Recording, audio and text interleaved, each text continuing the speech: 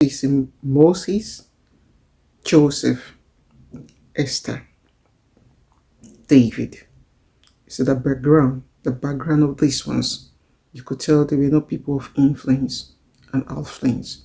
They're not from rich or wealthy background, but God chose them and planted them in the palace of kings for a reason, for the deliverance of Israel, for the deliverance of nations and of a people and of a tribe. Those who most times are planted in the palace of kings have no wealthy background to talk about. But God decides in His own infinite plan to pick men and place them and plant them where He wants. But one thing that you need to know is to be always conscious of your planting.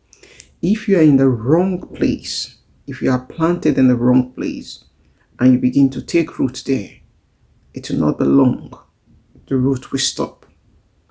But if you are planting of the Lord, if the Lord plants you in the right place, that's why we need to pray for God to plant us in the right places in our life and to plant the right people in our lives. The planting of the Lord is something that we should be conscious about, because the planting of God is always intentional and it's for a purpose. But once you don't know that you are the planting of the Lord and you get to the palace of kings or of any king, you will downplay your relevance. You will begin to think of your selfish gain and what you can acquire at that point in time. And that's why it's very important for you to know that first of all, you're a plant and that God needs to plant you in. These ones were able to take root downwards. They didn't compromise. None of them compromised because they were the planting of the Lord and they knew their assignment in the palace as the planting of the Lord. They were able to take root downwards.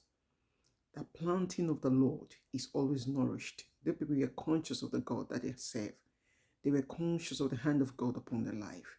They had the spirit of might upon them and they reverence God. When God plants you in the palace, it's for the deliverance of nations and the deliverance of a people. It's not for selfish gains, but we'll see the otherwise these days. When God plants you in a place where